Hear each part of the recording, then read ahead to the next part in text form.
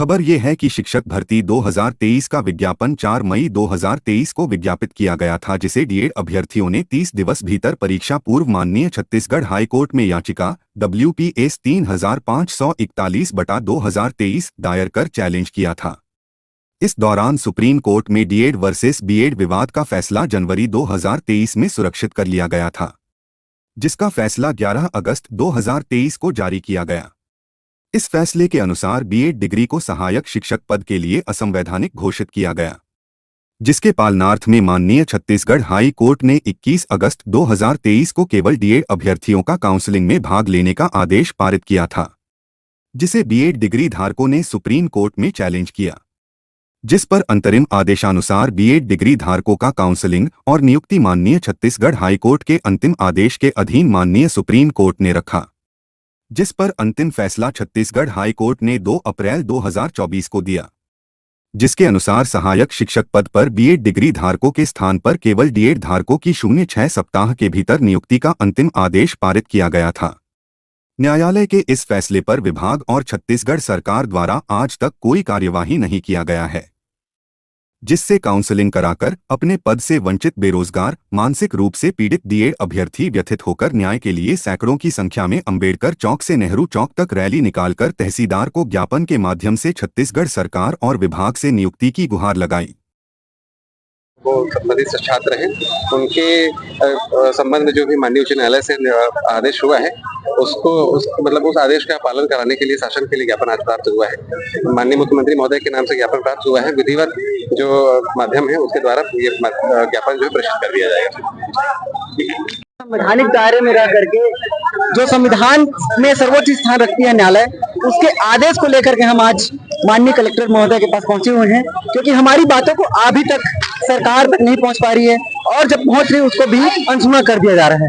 तो हम संवैधानिक दायरे में रह करके विधिवत रूप से हम ज्ञापन के माध्यम से सरकार को ये सूचना देना चाहते हैं कि हम पिछले 1 साल से पीड़ित हैं और हमारी मांगों को लगातार दरकिनार किया जा रहा है और हम इस मानसिक यातना के बावजूद भी हम सरकारी तंत्र से, सरकार से ये उम्मीद रख रहे हैं कि सुप्रीम कोर्ट हाई कोर्ट का आदेश है उसका यथाशीघ्र पालन करेगी।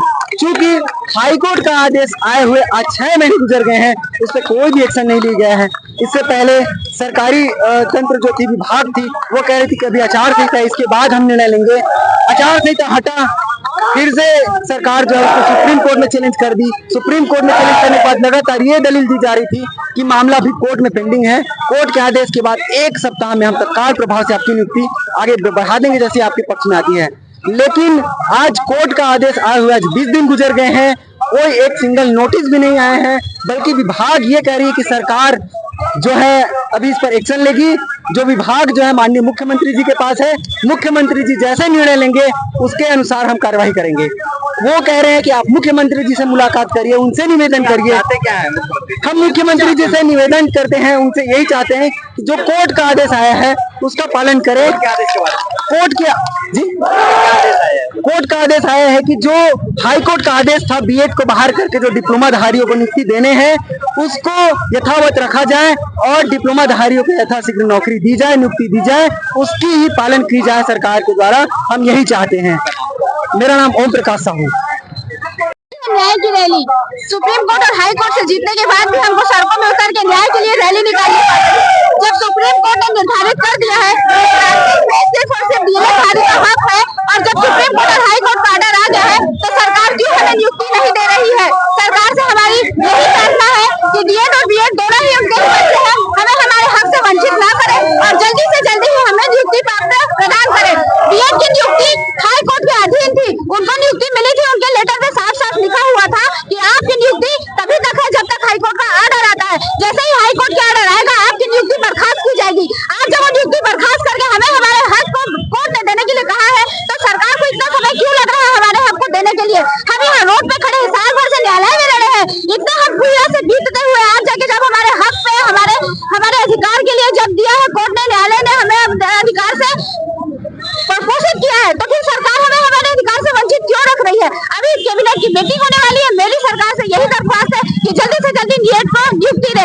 आप क्या विचार कर रहे हैं, आपकी प्रक्रिया विचाराधीन है, ये आप बाद में करेंगे। पहले हमें हमारा अधिकार दीजिए, हमें डीएड को नियुक्ति दीजिए। प्राथमिक बस सिर्फ हमारा अधिकार है, नहीं किसी से भीख मांगना। हम क्या होगी? आगे की रणनीति सर, अब हम ये एक छोटे तौर पे किए हैं बिलासपुर में। अगर हमें हमारे हक के लिए अगर सरकार आगे नहीं बढ़ती है तो फिर हमें रायपुर में और बहुत बड़े आंदोलन को भी करना पड़ेगा। हाँ, सामूहिक। मेरा नाम शिखा है, मैं डीएड अभ्यर्थी हूँ छत्तीसगढ़ से।